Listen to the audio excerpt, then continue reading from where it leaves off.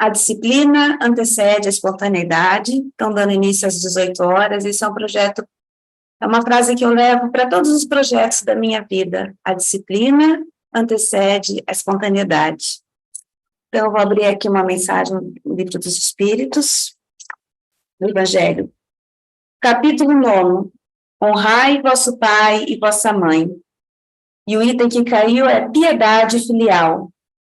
O mandamento honrai vosso pai e vossa mãe é uma consequência da lei geral de caridade e de amor ao próximo, porque não se pode amar ao próximo sem amar nosso pai e nossa mãe. Mas as palavras honrai contêm um dever a mais com relação a eles, o da piedade filial.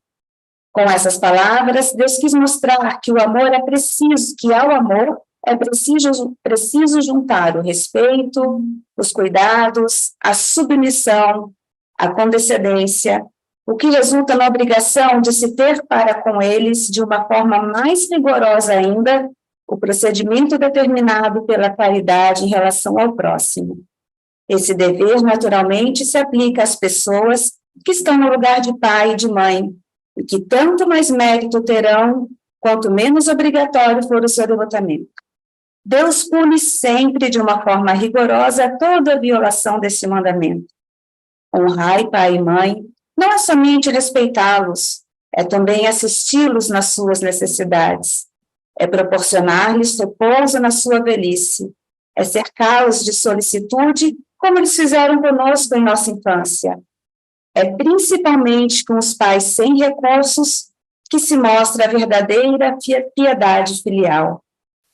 Será que cumprem este mandamento aqueles que julgam fazer uma grande coisa só porque dão aos seus pais o essencial para não morrerem de fome, enquanto que eles mesmos não se privam de nada, colocando-os nos mais íntimos cômodos da casa, apenas para não deixá-los na rua, enquanto reservam para si o que há de melhor e confortável? Ainda bem quando não fazem de má vontade e obrigam os pais a pagarem o tempo que lhes resta de vida com responsabilidade de realizarem os trabalhos domésticos.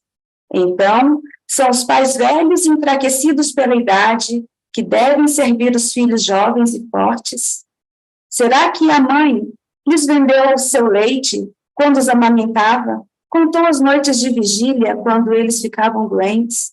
Ou os passos que deu para lhe proporcionar tudo o que necessitavam?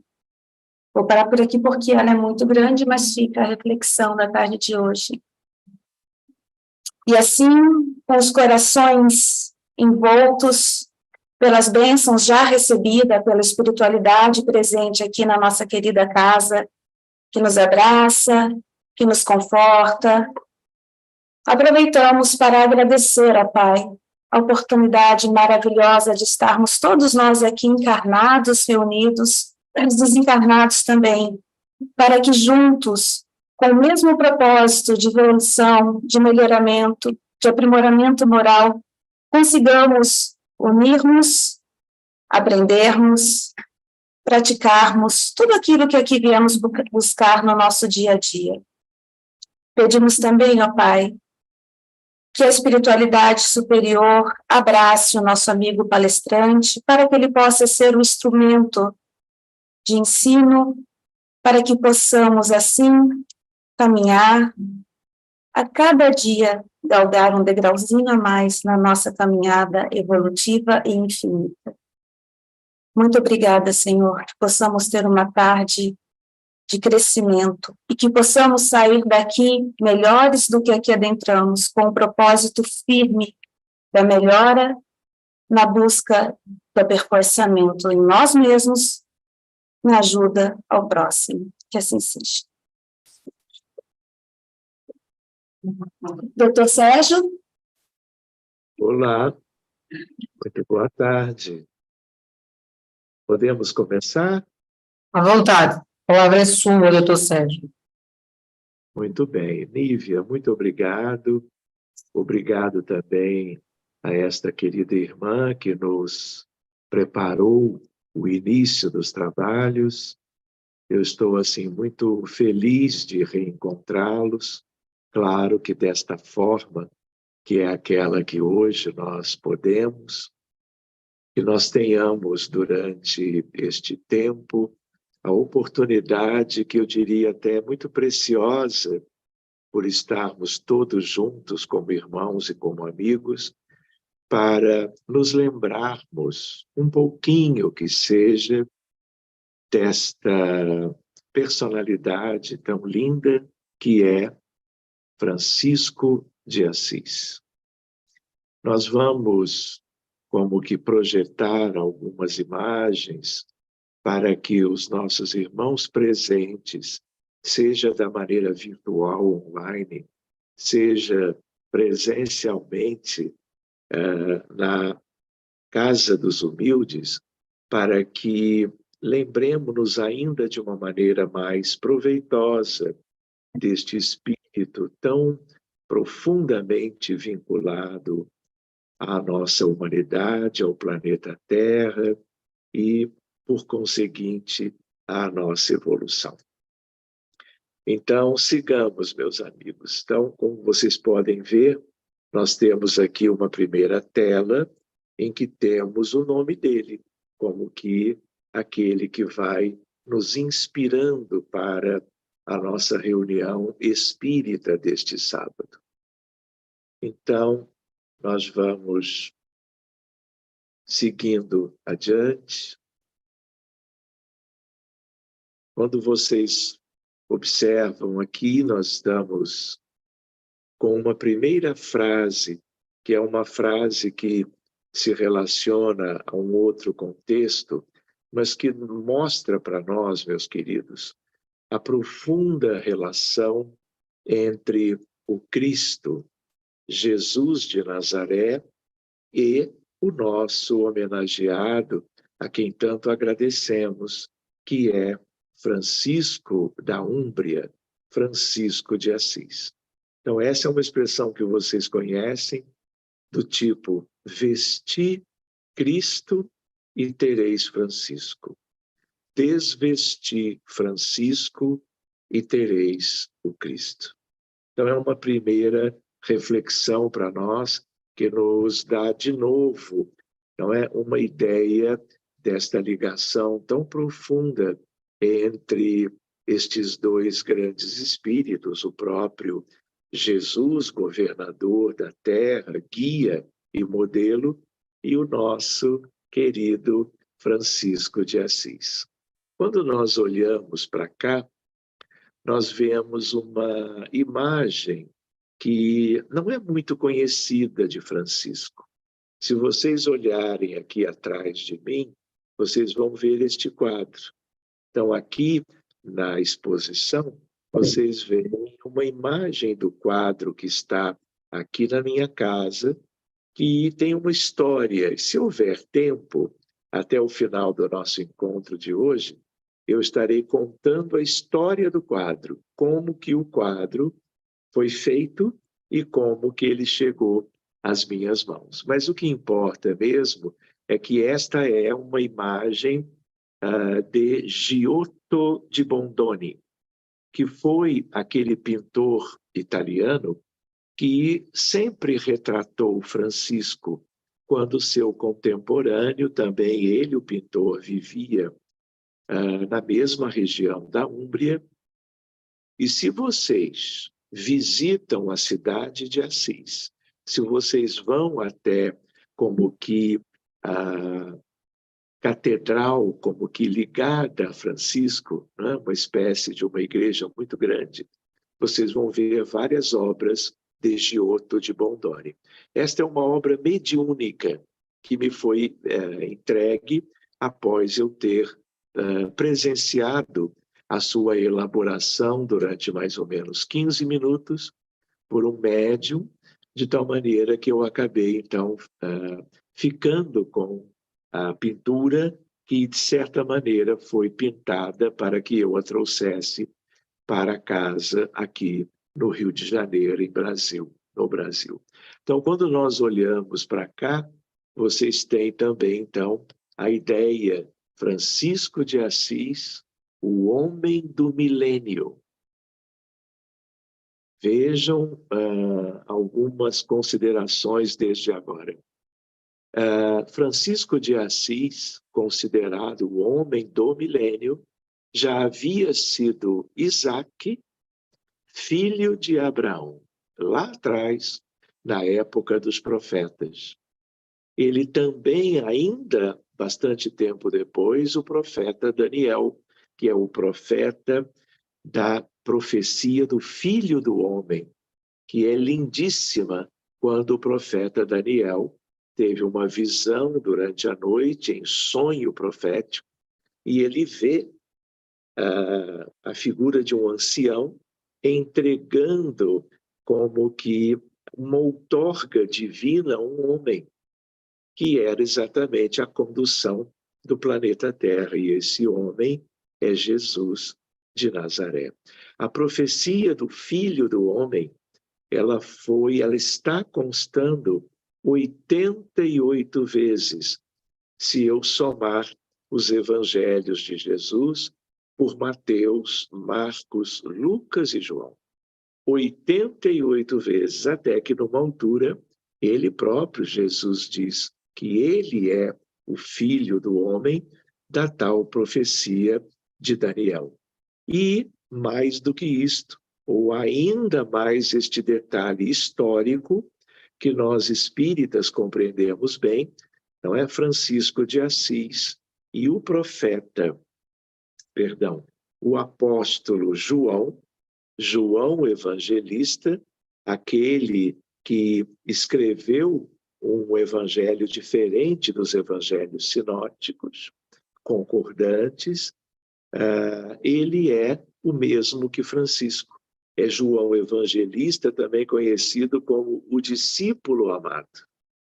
E também aquele que escreveu, já exilado na ilha de Patmos, na Grécia, o Apocalipse. O Apocalipse de João, claro, é de João Evangelista.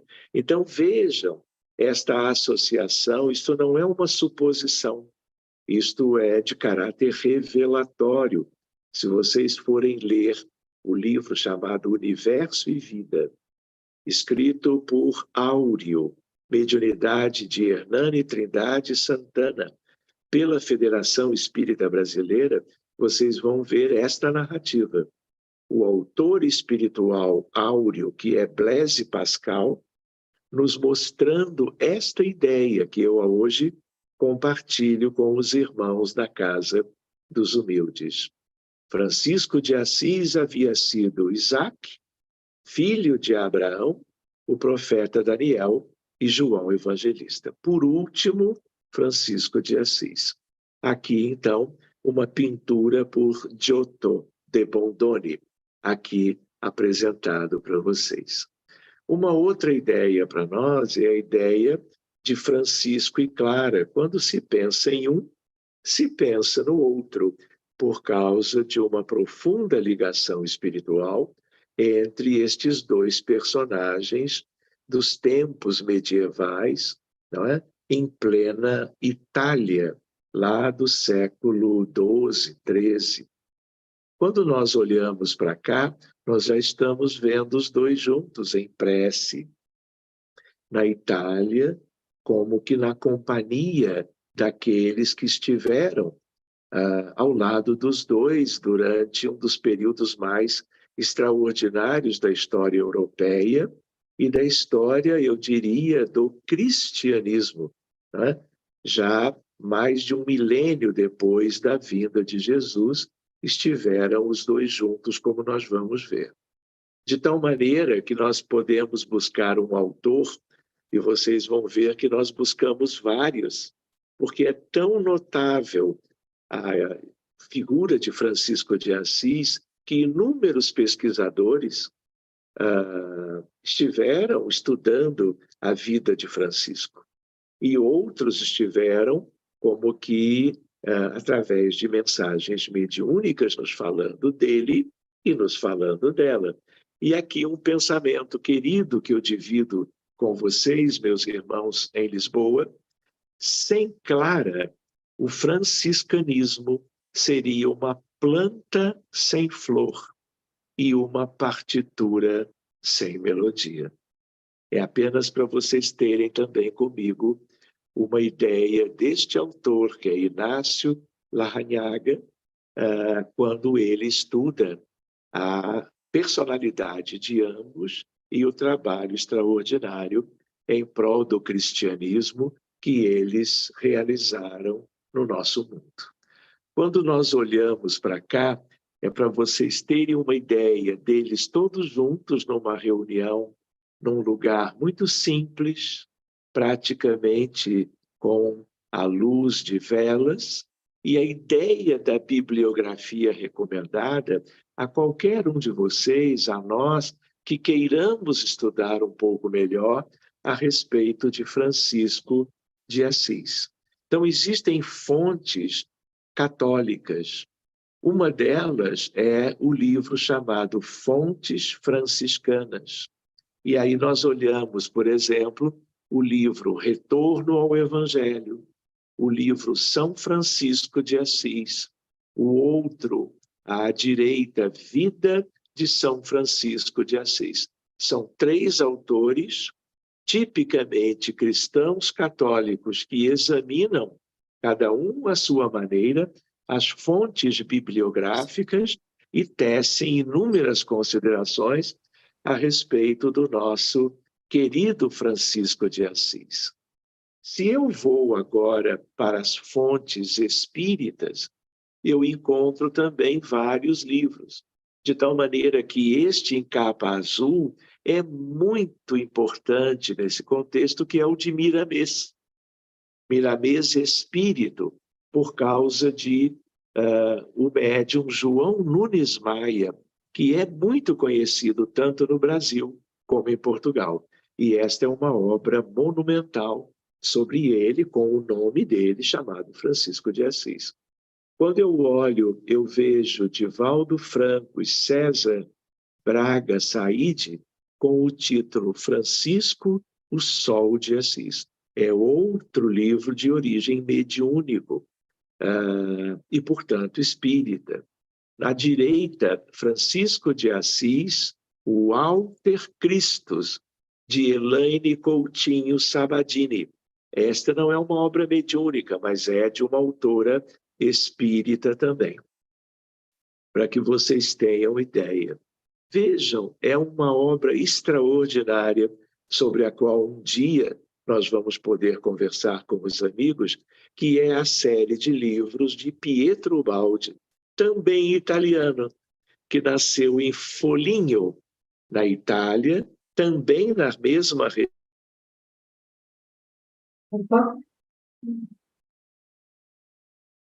Antônio? região, por um escritor. Pois não? Pode continuar, porque falhou, doutor. A internet está fraca. Então, Pietro Baldi foi um grande escritor espiritualista, que conheceu Chico Xavier quando veio ao Brasil, e Pietro Baldi escreveu uma obra extraordinária chamada A Grande Síntese, que nós um dia podemos estudar juntos. É um livro extraordinário. Só que ele escreveu vários outros. E dos vários que escreveu, vejam só, ele escreve fragmentos de pensamento e de paixão, a ascese mística, a nova civilização do 3º milênio e as noures, técnica e recepção das correntes de pensamento. Todas estas 4 obras, estes livros de Pietro Baldi, tratam também de Francisco de Assis. E uma curiosidade, que talvez para vocês seja um aspecto novo, né? Mas tudo indica, fontes bastante seguras, que Pietro Baldi, que foi recém-contemporâneo nosso, é Pedro Apóstolo. Por isso ele conhecia muito bem a vida de Francisco de Assis. E também por isto que vem conhecer o Espiritismo no Brasil, se torna amigo de Francisco Cândido Xavier e vamos dizer, ele tem uma obra extraordinária. O autor chamado Pietro Baldi. Convido os amigos a procurarem conhecê-la mais e mais nesta encarnação, porque, claro, são muitas obras para nós lermos, mas quanto mais cedo nós nos inteiramos da obra de Ubaldi, que é um grande filósofo espiritualista, nos faz um bem imenso, nos adentrando nesta realidade que ele nos revela. Para vocês terem uma ideia, o prefácio do livro A Grande Síntese vamos dizer assim, dito por Emmanuel, um espírito chamado Sua Voz. E de uma maneira diferente, este espírito que se assina, vamos dizer, como Sua Voz, é, na verdade, Jesus de Nazaré. Para vocês verem as ligações maravilhosas entre Pietro Baldi, Pedro Apóstolo, Francisco de Assis, João Evangelista e Jesus de Nazaré. Sigamos, então. Outras fontes. Na Estrada com Francisco de Assis, de uma autora inglesa chamada Linda Bird Frank. Paul Moses, o santo e o sultão, também o santo, no caso, é Francisco de Assis. Muito bem, então uma ideia a mais, afora uma pequena revisão de obras que tratam de Francisco, né, é a ideia de João Evangelista de volta. Então nós estamos aí mais ou menos 1.200 anos depois de João, não é o surgimento desta figura extraordinária que é Francisco da Úmbria. Então guardemos esta ligação muito conhecida no meio espírita, de um modo geral. Então, vamos cuidar um pouco sobre a personalidade de João, porque conhecendo melhor João Evangelista, o apóstolo, nós também estaremos conhecendo melhor Francisco de Assis, porque são o mesmo espírito. De tal maneira que nós vamos para o capítulo número 1 do livro de Miramês, em que exatamente para falar de Francisco, Miramês, que é um espírito, vai nos falar do apóstolo do João, o apóstolo João. Então, vejam, antes de compreender seu apostolado junto de nosso Senhor Jesus Cristo, João parecia um moço impetuoso, deixando extravasar uma cachoeira de energias, antes que João se tornasse aquele rapazote, que vem a ter com Jesus e passar a fazer parte do colégio apostólico. Então, quando eu olho Marcos no capítulo 3, eu encontro a ideia de Tiago, filho de Zebedeu, e João, este João, seu irmão, sobrepôs o nome Boanerges, que significa filhos do trovão. A ideia de uma certa impetuosidade, como Miramês ressalva. Quando eu vou para o Evangelho de Lucas, no capítulo 9, uma ideia sobre João. Tiago e João, numa altura, disseram: Senhor, queres que digamos para descer fogo do céu a fim de os destruir, como que aos seus inimigos? E aí vem, claro, a resposta de Jesus. Jesus, então, os repreendeu, dizendo: não sabeis de que espírito sois, pois o Filho do Homem, que é Jesus, não veio para destruir a vida dos homens, mas para salvá-la. E aí nós temos isto no capítulo 9 de Lucas, sobre João Evangelista. Outra passagem, Marcos, capítulo 9, disse-lhe João: Mestre, vimos alguém expulsando demônios em teu nome e o impedimos, porque não nos seguia. E aí Jesus responde: não o impeçais, pois que quem não é contra nós é por nós. Está em Marcos. Seguindo adiante, nós vamos encontrar agora a ideia nos evangelhos da figura deste João querido evangelista e Maria de Nazaré. Antes, eu gostaria de lembrar aos amigos na Casa dos Humildes a ideia de que todos os apóstolos morreram, desencarnaram de uma maneira violenta, sendo ou enforcados ou dilapidados.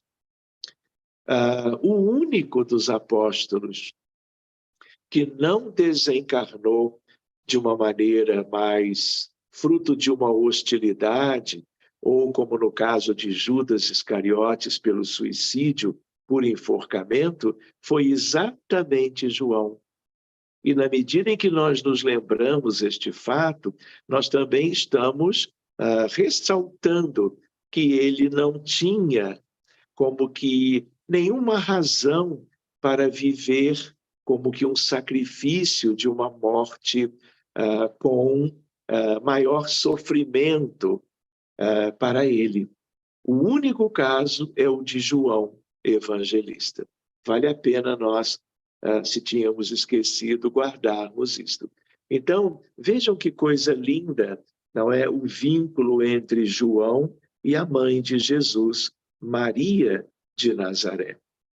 Muito bem, está lá no Evangelho de João, quando Jesus diz: mulher, ele na cruz, agônico, mulher, eis o teu filho. E a seguir diz ao discípulo João: eis a tua mãe.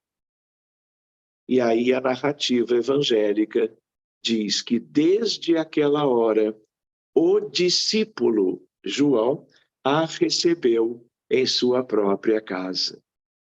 Outra ideia para nós é a ideia de João, que é considerado também o chamado apóstolo místico. Então, ele escreve um evangelho, o Evangelho de João. Ele escreve 3 cartas ou epístolas, e ele é o autor, como todos sabem, do Apocalipse, que é por isto chamado o Apocalipse de João.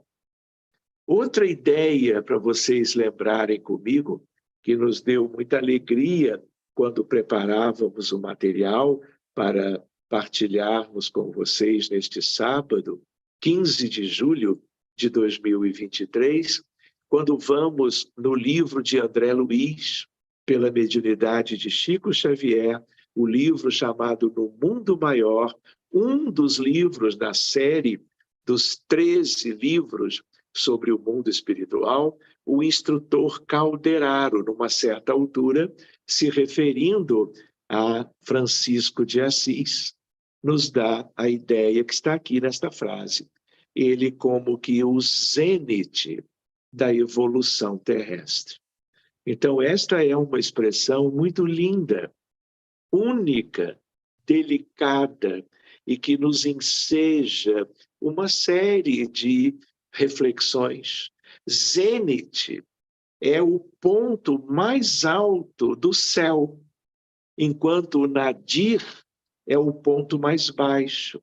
Então, imaginando uma ideia de uma comparação com a astronomia em relação à vida das estrelas, à localização dos corpos celestes iluminados nos céus da vida humana, o zênite são aqueles que estão na topografia da maior elevação. Por isto a expressão de Calderaro, o zênite da evolução terrestre. Francisco da Úmbria. Quando nós vamos buscando este outro autor, retorno ao Evangelho de Eloy Leclerc, o contexto histórico, nós vamos vendo o encontro do Evangelho com a história e vamos lendo. Francisco leu o Evangelho com um olhar comprometido à luz das vicissitudes e apelos urgentes do seu tempo. Vocês imaginem Francisco de Assis, que havia sido João evangelista, quando Francisco tem a oportunidade de ler a Boa Nova, não é? E os evangelhos, que são 4, né? Ele também acaba lendo um evangelho, que é o de João, que ele próprio havia escrito mais de 1 milênio antes. Então, é uma questão que nos envolve em termos da história da humanidade, um mesmo protagonista, não é, voltando e se dando conta de algo tão importante, não é, que ele havia escrito, e depois ele teria, como Francisco, toda uma vida para como que mostrar ele como um evangelho puro na vida, não na sua capacidade de escrever, mas na sua condição de vivenciar. Então, quando nós olhamos para cá, qual é a ideia? A conversão de Francisco. Porque antes de ser o conhecido apóstolo da Úmbria, Francisco, ele nasce numa família em que o pai era tecelão, era comerciante, e nós vamos ver um pouco desta conversão, com alguns pormenores para que nós nos enfronhamos de verdade na sua biografia. Então, existe uma etapa, vejam, que é a etapa da desconstrução, onde vai haver a desilusão, vão haver conflitos e dúvidas. De quem? De Francisco, antes de ele ter como que uma etapa que ele, então, uma vez adquirindo, vai levá-la até o fim da sua vida. Nós também vamos examinar se houve uma desconstrução, a etapa da reconstrução, de tal maneira que vamos ver aí a descoberta de si, a sua vocação, o seu propósito, o seu caminho. E, por último, a da realização, a vivência plena do Evangelho do Cristo, já então como Francisco de Assis, na plenitude, eu diria. Então vamos juntos. Primeiro período, o período da desconstrução. Vejam, talvez os amigos não tivessem essas lembranças. Em 1202, Francisco se alista na guerra entre Assis e Perúdia. Hoje, Perúdia e Assis são muito próximas, são vizinhas. Mas naquela época havia uma contenda entre as duas populações, os dois governos. E Francisco, em 1202, ele cai prisioneiro, vamos dizer, do grupo do exército de Perúdia. Em 1203, Francisco é solto e retorna à cidade natal, que é Assis. No ano seguinte, amigos, ele é acometido de uma prolongada doença. E ele, depois dela, ele acaba como que se recuperando. Nós não temos certeza, mas há uma ideia de que pudesse ter sido tuberculose. E ele acaba sobrevivendo e, vamos dizer, obtendo o alívio desta enfermidade. Se não fora esta, teria sido uma outra análoga, como médico, eu diria. Em 1205, vejam, ele adoece e mesmo agora, depois de uma enfermidade, no ano seguinte, ele se alista em nova guerra. Mas aí, nesta altura, pouquinhos anos depois, ele escuta Jesus diretamente. Jesus lhe falava, e nesta altura é quase um primeiro contato. E aí ele escuta Jesus do tipo, olha, você não veio para isto. E ele então retorna a Assis. Então, meus amigos, Jesus diz a ele, Francisco, O que é mais importante? Servir ao Senhor ou servir ao servo? Quando ele escuta, ele entende a voz do Mestre, o identifica. Espírito com quem ele tinha uma profunda vinculação histórica e espiritual, tanto é que havia sido o discípulo amado,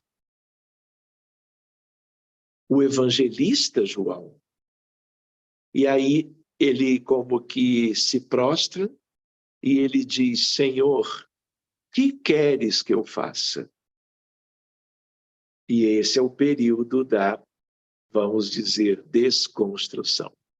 Pois bem, então, todo este primeiro roteiro, não é? Até 1205, e nós vamos, então, lembrando de uma fase histórica de Francisco. Ele, como que, numa última festa, como ele era conhecido, o rei da juventude, junto aos jovens da Úmbria, ele, então, disse que se casaria com a senhora pobreza. E a vida dele, então, já estava devidamente marcada, não é? E alicerçada com todos os aspectos relevantes para uma missão de uma grandeza extraordinária. Esta é uma imagem daquele mesmo autor que eu comentei, Giotto de Bondone. Esta, quando eu estive em Assis, eu fui a Assis 4 ou 5 vezes, quando você entra na igreja de Francisco, esta é uma imagem de Giotto, de Bondone, que chama muito a atenção. Muito bem, o mesmo pintor, o mesmo artista que pintou aquela que está ali atrás de mim. E ele, então, noivou, como se diz, com a dama pobreza, porque ele abraça os pobres, os miseráveis, os famintos, os tristes, os oprimidos, definitivamente. Pois bem, agora nós vamos seguindo adiante, lembrando que ao final do primeiro período, o da desconstrução, ele simboliza a sua devoção aos pobres quando ele beija o leproso. E ele vai se dedicar a todos aqueles que da sua região adoeceram da hanseníase, que é o nome atual para aquilo que era conhecido então como a lepra. Pois bem, a ideia qual é? Vocês estão vendo ele beijando a mão num desenho, né, que simboliza esse marco na sua vida. E aí, com tudo isso, nós nos lembramos de novo dos evangelhos. E em Mateus, uma frase que diz: tudo o que fizerdes ao menor de meus irmãos, é a mim que o fazeis. Então, quando ele estava diante de alguém em pobreza, com dificuldades sociais, materiais, ou enfermo, inclusive com as dificuldades de um problema médico tão sério, não é? Ele se recorda da frase tão linda de Jesus. De tal maneira que, quando olhamos para cá, vamos vendo ele, Francisco, cuidando dos doentes. E aí nós vamos vendo, numa determinada obra, o que antes me parecia amargo se me converteu em doçura. A partir desse momento, pude afastar-me do mundo e entregar-me a Deus. Quando nós olhamos uma ideia, não é, uma reflexão como esta, nós não podemos deixar de nos identificar com isto. E aquilo que acontece historicamente, por isso estamos valorizando esse retrospecto, não é? É algo como que em potencial para todos nós, para que nós também um dia sejamos capazes de compreender a verdadeira essência da vida e do progresso moral e espiritual, quando nós nos lembrando que nós podemos estar no mundo, mas não sermos do mundo.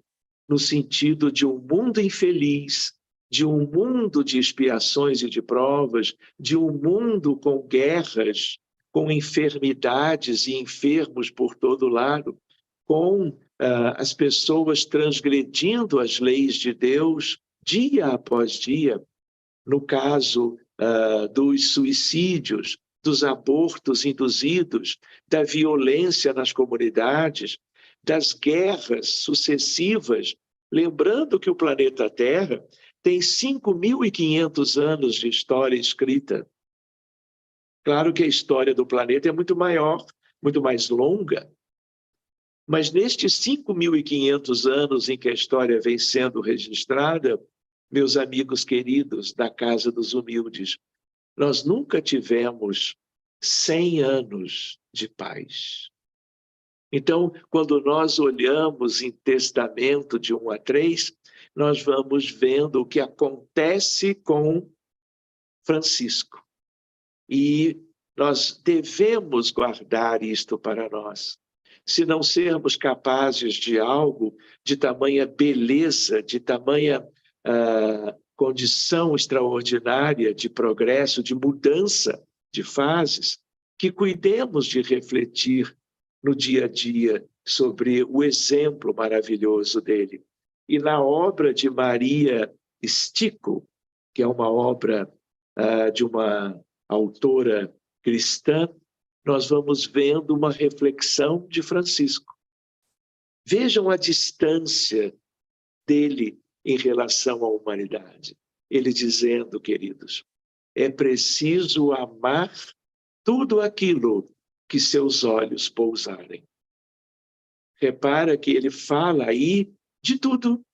Ele fala de matéria, ele fala de reino vegetal, ele fala das florestas, das flores, dos jardins, das mansões da terra e do universo.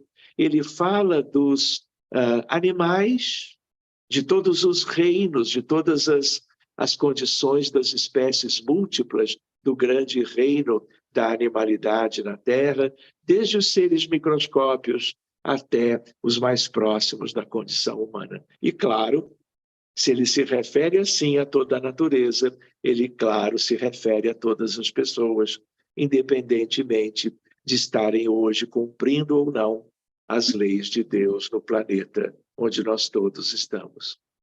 Agora vamos para o segundo período, que é o período da reconstrução.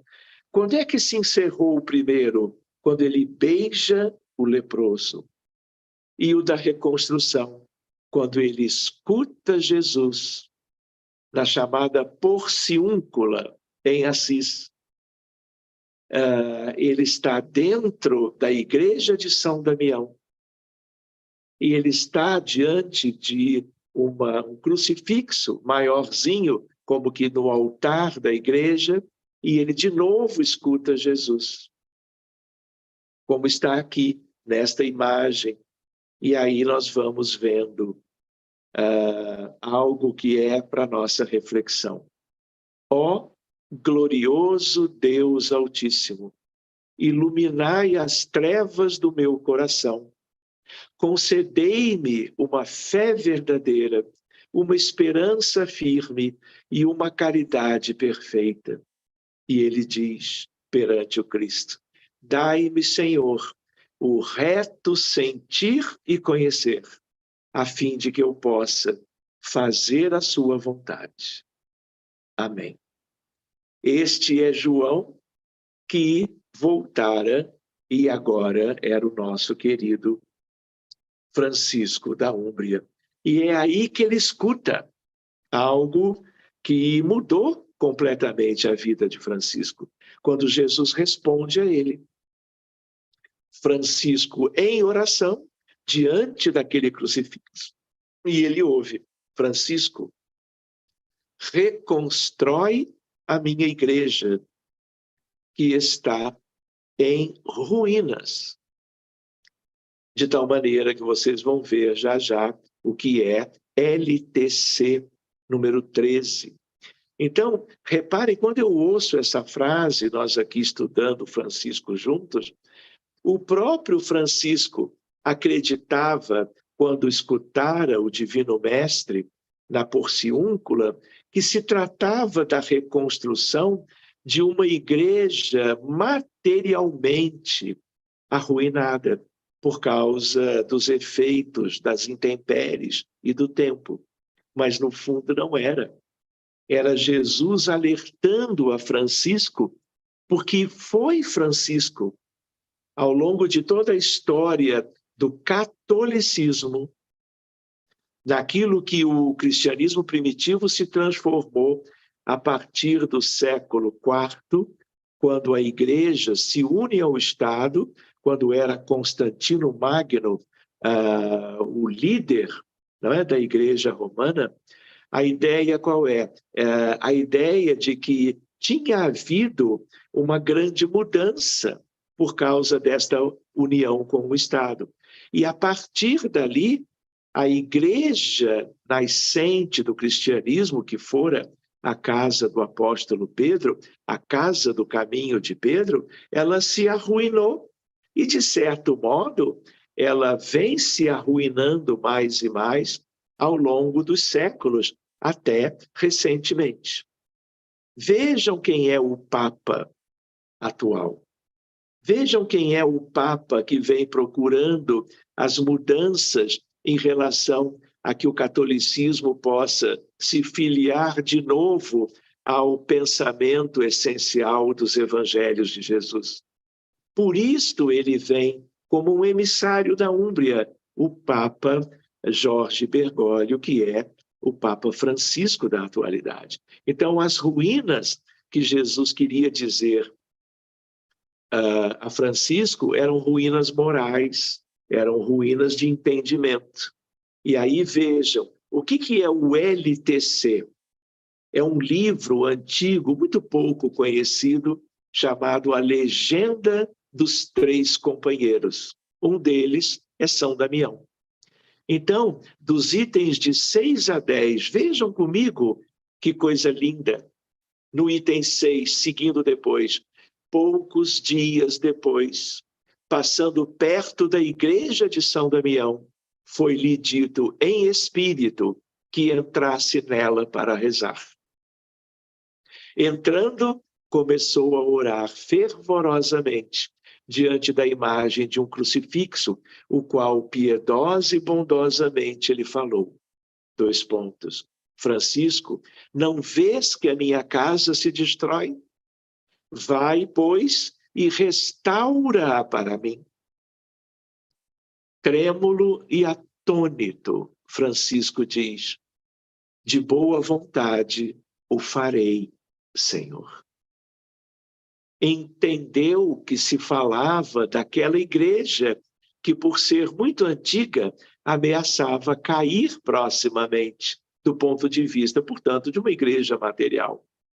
E com essas palavras ficou repleto de tanto contentamento e tão iluminado que sentiu verdadeiramente em sua alma que fora o Cristo crucificado que falara com ele. É o LTC, a Legenda dos Três Companheiros. Sigamos, queridos amigos. Vejam que lindo, está no livro do Espírito Miramês, pela mediunidade de João Nunes Maia. Eu estou, Francisco, onde quase ninguém me busca. Jesus dizendo a Francisco de Assis, no sentido de que Francisco procurasse se vincular a Jesus aonde ele estaria, no cenário imenso do mundo. Claro que na Itália, fosse na Úmbria, fosse depois em Roma, onde ele também esteve. Ou seja, era Jesus dizendo: olha, onde eu estou, ninguém me busca. E esta frase que está em Miramês, na verdade é para nós também, porque nós somos franciscos em potencial, de tal maneira que onde está Jesus? Como buscar os verdadeiros ensinamentos do Mestre? Por todo o contexto do Novo Testamento, da Boa Nova de Jesus. de Mateus, Marcos, Lucas e João, do Evangelho de Jesus à luz do Espiritismo, porque nós até então, antes do Consolador, não tínhamos progredido quase nada. E agora, novamente, todo o empreendimento da espiritualidade maior em proveito, não é?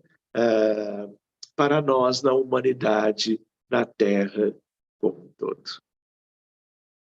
Sempre que vejas um pobre, lembra-te de que ele vem em nome de Cristo. Está no livro Espelho da Perfeição. Repetindo, sempre que vejas um pobre, lembra-te de que ele vem em nome de Cristo. É uma frase de Francisco de Assis. Tudo, e aí a comparação com Jesus em Mateus, tudo o que fizerdes ao menor de meus irmãos, é a mim que o fazeis.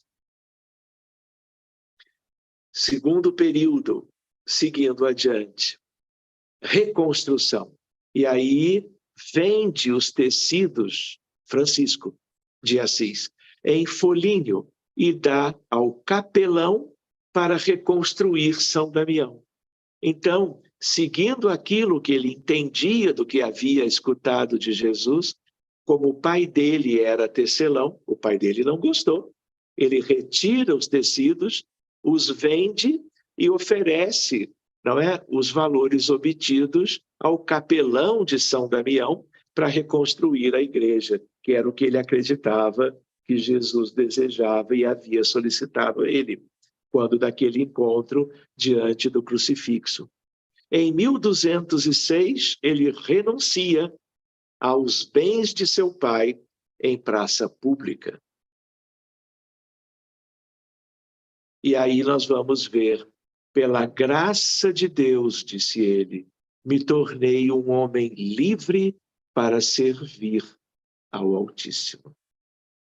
Esta é uma frase, vamos dizer, a mais para nós, porque uma coisa é nós fazermos um retrospecto histórico, haja vista que tantos e tantos autores, encarnados e desencarnados, estudaram a vida de Francisco. Outra coisa é, ao fazermos essas leituras, nós nos identificarmos. É nós querermos aprender algo e buscarmos este algo para a nossa realidade.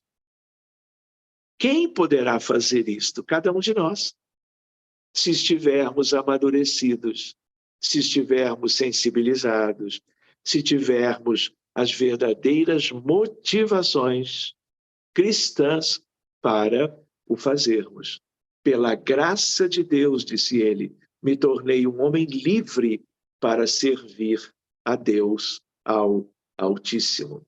E nós vamos encontrar de novo em Maria Stickle, despindo-se até deixar apenas entre sua alma e Deus o véu da carne, como se ele abandonasse qualquer elemento que significasse algo da vida comum dos homens, para que ele mostrasse o quanto ele estava procurando se desfazer de tudo deste mundo para ter propriamente a sua alma mais voltada, mais ligada com Deus. Muito bem, ainda na reconstrução, ele lembrando, reconstrói a igreja de São Damião, e ele vai além, ele reconstrói a de São Pedro e a Porciúncula, de tal maneira que ele faz todo um trabalho de âmbito material neste primeiro momento. Perdão. Seguindo adiante, aqui nós vamos vendo Francisco e a igreja de São Damião destruída pelo tempo, né? E aí ele vai trabalhar nesse sentido. Aqui nós vamos vendo ele na companhia de 3 das suas colegas, vamos dizer, e há uma frase daqueles livros de Pietro Baldi, falando sobre Francisco, não sentia, todavia, fome de pão, mas de amor puro e verdadeiro da alma. Vejam quantas reflexões extraordinárias, completamente diferentes, completamente distintas, incomuns quanto a qualquer um de nós. Vejam como ele era um espírito muito adiante do seu tempo. Sempre o fora, desde Isaque, filho de Abraão, desde João Evangelista, e ainda mais adiantado como Francisco de Assis. O terceiro período é o da realização. Francisco ouve o Evangelho na missa, descobre sua vocação para a pobreza, muda sua veste e começa a pregar. E aí nós vamos vendo no livro Espelho da Perfeição sobre ele, capítulo 15, quando o espírito se torna morno e a graça nele resfria, dizia o santo, a carne e o sangue procuram o que lhes é próprio. Toda a sua pessoa era uma língua que pregava. E aí vocês estão vendo a capa do livro Vida de Francisco de Assis, deste autor que é Celano. E nós vamos vendo a frase dele. Toda a sua pessoa era uma língua que pregava. Ele falava, falava, falava. Não só do Evangelho de Jesus, que ele conhecia como ninguém, quanto ao seu evangelho, que ele próprio havia escrito como João Evangelista, tanto quanto depois o Apocalipse, mas ele tinha progredido mais de 1 milênio. Então, vocês imaginem como chamou a atenção dos seus convivas toda aquela luz, todo aquele entendimento, toda aquela vida de Jesus através das suas falas, das suas pregações sobre Jesus e os evangelhos. Nós vamos vendo aqui no capítulo 2 de Celano, quando Francisco orava, todo o seu ser era a oração. Vocês entendem o que isso quer dizer? Não é apenas a voz, não é apenas a condição da sua expressão verbal. Era algo essencialmente de um espírito muito adiantado e em profunda vinculação com o meigo Rabi da Galileia, que é o Cristo de Deus, que é Jesus. Francisco de Assis dizendo, pregue sempre o Evangelho. Se necessário, use palavras. Qual é o entendimento aqui? A ideia de que, como Emmanuel, num determinado livro, também nos ensina, pela mediunidade de Chico Xavier, a ideia de que a maior caridade com o Espiritismo é a sua divulgação. Mas não é só a divulgação pela palavra. E Emmanuel conclui pelo exemplo. E é a mesma ideia aqui. Não é? Emmanuel com Chico recordando Francisco de Assis, nos dizendo que o mais importante é a pregação pelo exemplo. Isso é para todos nós e o será para sempre. Ainda sobre este último período da realização, ele escreve uma pequena regra de vida. Submete ao Papa de então, o Papa aprova. Vejam que Francisco vai até Roma, encontra o Papa, é um encontro extraordinário, e o Papa percebe que aquele moço jovem que vestia verdadeiros andrajos quase, era um espírito muito diferente, muito adiantado, e o próprio Papa se emociona quando o encontra, o recebe no Vaticano daqueles tempos. Seguindo adiante, nós vamos encontrar algumas outras questões. A vida e a regra dos frades menores é essa. Frades menores, por quê? Porque eles se sentiam emissários da igreja, vinculados à igreja cristã, mas ele, como mais uma expressão de humildade, eles se entendiam, Francisco e os seus companheiros próximos, frades menores. Com que objetivo? Para que ninguém se achasse superior a ninguém. Viver conforme o Evangelho de Jesus. Se queres ser perfeito, lembram de Mateus? Quando, no episódio de uma passagem muito bonita sobre o mancebo rico, havia um jovem que queria seguir Jesus, queria seguir os apóstolos, e era um jovem, um mancebo rico. E ele pede a Jesus para seguir o mestre. E aí Jesus, percebendo as dificuldades morais do mancebo rico, que era de uma família abastada, ele diz, olha, tudo bem, então vende tudo que tu tens, doa aos pobres e depois você vem. E aí o mancebo, ele não consegue seguir essa como que recomendação única e extraordinária a uma pessoa só, feita por Jesus de Nazaré há mais de 2000 anos. De tal maneira que há uma correlação. Se queres ser perfeito, vende o que tens e dá aos pobres. Depois vem e segue-me. Em Lucas, não leveis nada, Jesus falando aos apóstolos, não leveis nada pelo caminho, nem bastão, nem alforge, nem uma segunda túnica ou uma segunda roupa. Jesus aos distintos apóstolos de então.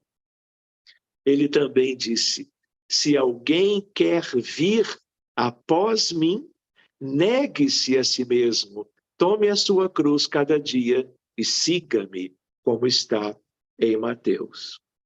Vejam, Francisco de Assis dizendo no livro O Espelho da Perfeição, capítulo 18. Os meus frades são considerados menores para que nunca se sintam maiores. Na verdade, capítulo 53. Seguindo os votos de Francisco, pobreza, castidade e obediência, isto é para nós, para refletirmos. Ainda, por último, quanto ao terceiro período, Francisco recebe Clara em 1212. É o primeiro encontro entre eles que se dá no 18 de março de 1212, num lugar muito simples da natureza de Assis. Legendas de Santa Clara pelo escritor Tomás de Celano. Ali se libertou e repudiou tudo que era mundano. Agora é Clara dizendo, renunciando a todos os adornos, consentiu que os irmãos lhe cortassem os cabelos. E esta é Clara. Francisco de Assis, no livro O Alter Christus, não quero que me entendam, eu quero entender. Esta é Clara. Não quero ser amada, eu quero amar. Esta é Clara de Assis. Em 1225, ela escreve o Cântico das Criaturas, na verdade, ele. Em 1226, num sábado, 3 de outubro, ele desencarna na Porciúncula, no pôr do sol, o santo de Assis. No capítulo C do livro Espelho da Perfeição, Senhor, olha para mim e ajuda-me nas minhas enfermidades, para que possa suportá-las com paciência. Porque São Francisco foi atazanado pelos ratos, e como o Senhor o confortou e lhe segurou a posse do seu reino, esperando que ele desencarnasse para estar, então, de volta ao reino essencial do Senhor da vida. Levantando-se manhãzinha, disse aos seus companheiros: devo, portanto, rejubilar muito com as minhas enfermidades e tribulações, encontrar a força no Senhor e dar sempre graças a Deus Pai. Ele refletindo: por isso, para a sua glória, nossa consolação e edificação do próximo, desejo compor um novo louvor das criaturas do Senhor, de que nos servimos todos os dias, sem as quais não podemos viver e pelas quais o gênero humano ofende muito o Criador. Concluindo, em 1226, então, no tal 3 de outubro, ele desencarna o santo de Assis.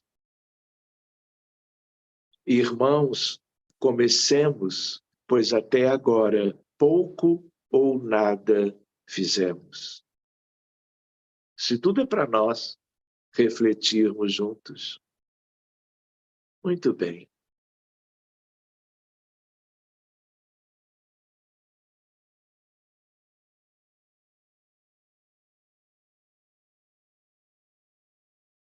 Seguindo adiante. Vejam, meus amigos, já vamos concluir por hoje.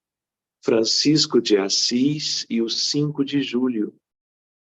Giovanni di Pietro di Bernardone é o verdadeiro nome do santo de Assis. Nascera em 5 de julho de 1182 e desencarna no 3 de outubro de 1226, portanto, com 18 mais 4, 22 anos. Dante Alighieri, aquele autor da Divina Comédia, disse que ele foi uma luz que brilhou sobre o mundo. Esta frase é uma frase conhecida da literatura cristã. E para muitos, para nós, também ele foi a maior figura do cristianismo desde Jesus. E aqui eu gostaria de partilhar com vocês uma prece. É uma prece recente. Pouquíssimos a conhecem. E ela é como que uma atualização da prece de Francisco de Assis. Quando nós vamos juntos, como se pudéssemos escutar a figura linda de Francisco, visitando vocês todos na Casa dos Humildes, em Lisboa, nos vossos lares, onde quer que vocês estejam agora. Vejam comigo. Atende-me, Senhor. Torna-me entre os mortais um instrumento fiel de tua paz. Onde houver a ofensa, que eu coloque o perdão. Onde o ódio raivar, dá que eu possa, Senhor, deixar no seu lugar um sorriso de amor. Onde houver a discórdia, que eu proponha a união. Onde o erro gritar, com toda a mansidão, eu ensine a verdade. E ao ouvir duvidar, mostre o esplendor da fé que me leva a te amar. Ao que desesperar, náufrago sem confiança, Mostre eu o luzeiro incomparável da esperança.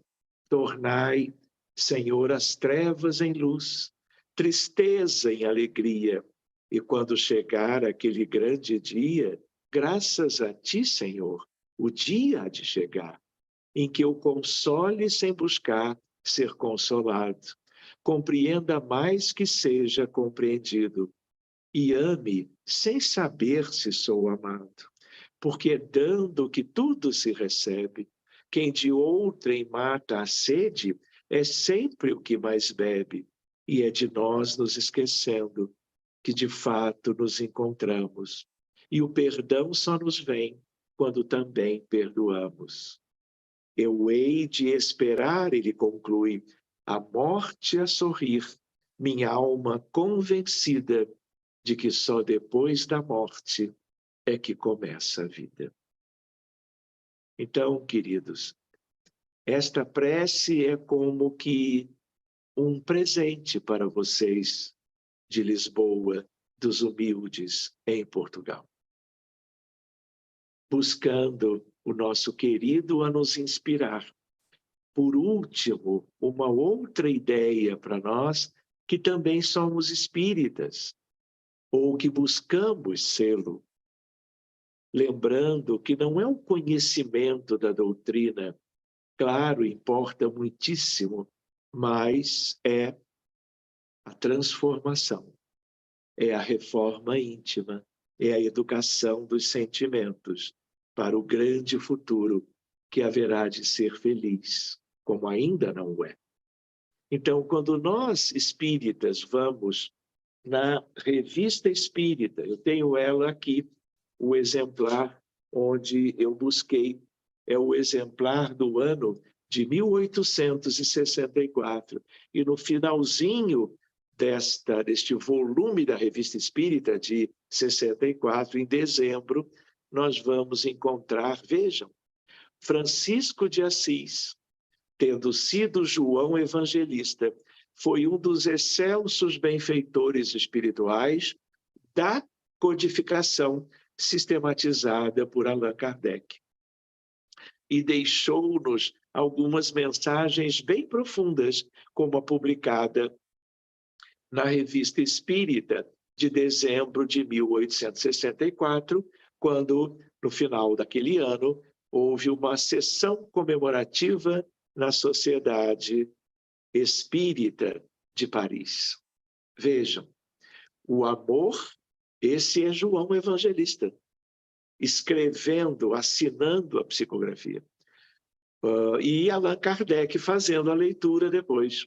O amor é a lei do Espiritismo.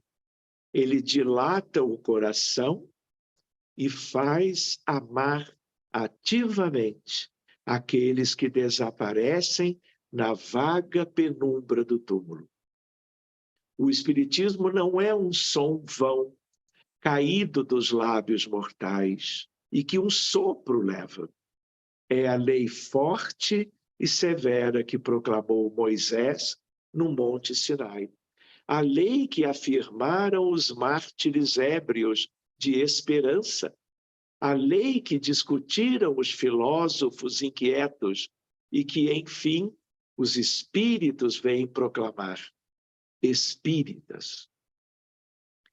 Na mesma mensagem, o grande nome de Jesus deve flutuar como uma bandeira acima de vossos ensinamentos. Antes que fosseis, o Salvador trazia a revelação em seu seio e a sua palavra, prudentemente medida, indicou cada uma das etapas que percorreis hoje. Os mistérios desabaram ao sopro profético que abala as vossas inteligências, como outrora as muralhas de Jericó. E numa outra revista, em 1863, o apóstolo João enfatiza que chegou a hora em que o Espiritismo deve rejuvenescer e vivificar a própria essência do cristianismo. Assim, ele procedeu quando vivenciou a personalidade firme e resoluta de Francisco de Assis. Muito bem, meus amigos, nós vamos como que concluindo por agora estas breves lembranças, reflexões. A meu ver, são questões que são como uma verdadeira nutrição espiritual para todas as almas cristãs e não cristãs do nosso planeta Terra. E eu agradeço imensamente a vocês o acolhimento, o olhar carinhoso, o sorriso, enquanto nós estávamos nos lembrando deste irmão maior tão querido, que é Francisco de Assis, o benfeitor da Úmbria, que está conosco há muito tempo. Muito obrigado a todos, e eu vou entregando à nossa irmã Nívia e aos nossos irmãos, todos da Casa dos Humildes, a direção dos trabalhos. Muito obrigado, amigos. Obrigada, doutor Thyssen. Agradeço a lembrança de Francisco de Assis. Hoje o passo é coletivo, em formato de passo hoje é coletivo. Portanto, quando o colega Leandro fizer o favor de fazer a prece, vamos manter a ligação ao nosso mentor, à equipa espiritual da casa, e durante a prece todos nós iremos receber o passe. Portanto, eu peço então ao amigo Leandro, por favor, de nos conduzir ao encerramento, aqui ao som da música, e obrigado, doutor Thyssen. Até à próxima.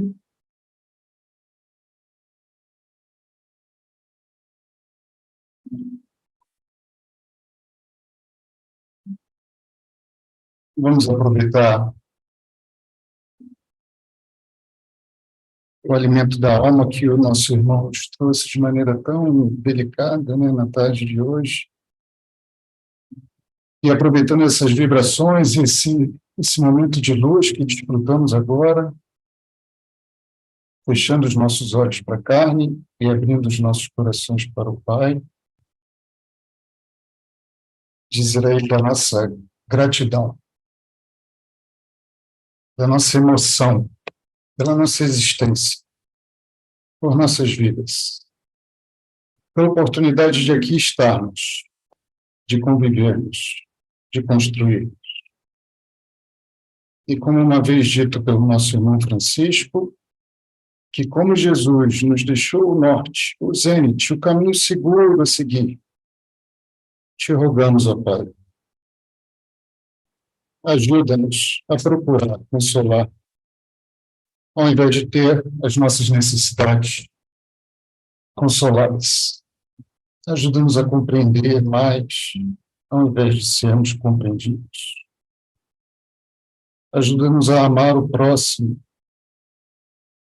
expressão contínua do teu amor junto a nós. Porque já descobrimos e sabemos que é dando que recebemos,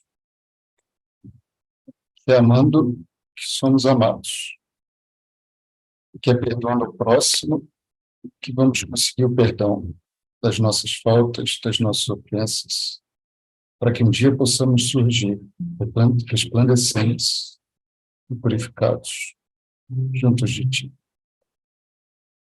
Tua misericórdia e Teu amor nos envolva, nos proteja e nos atenda, auxiliando a cada um de nós nas nossas necessidades, fortalecendo-nos a fé, dando-nos o necessário e auxiliando-nos na nossa jornada evolutiva.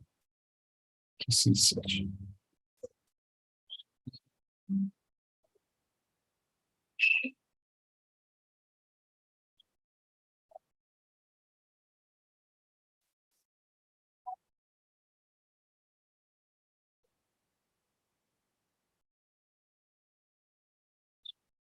Também já terminamos aqui o passo. Os passistas estavam atrás de vocês, não perceberam, mas eles estavam a fazer a imposição e a doação de fluidos. Doutor Thyssen, mais uma vez nós agradecemos pelas boas vibrações, ao companheiro Leandro também, que nos fez uma prece, que nos contemplou também as verdades que o Francisco nos trouxe. E eu vou só virar para o Dr. Tissim ver, porque online nós temos poucas pessoas, mas a casa hoje está recheada, graças a Deus. Só para ele ver. Não consegue depois.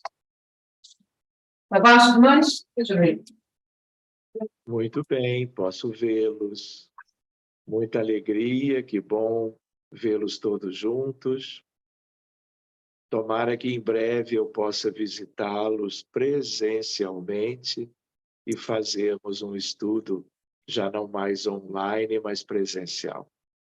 Muito obrigado, deixo um abraço carinhoso e vamos dizer assim, até breve, meus amigos.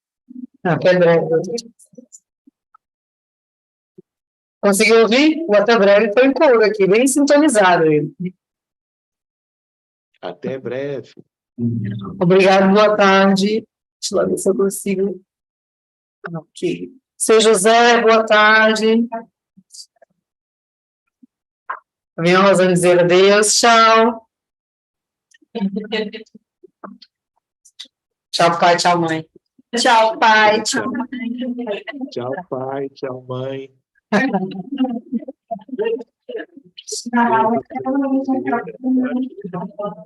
Muito bem. Tchau, pai. Tchau, mãe.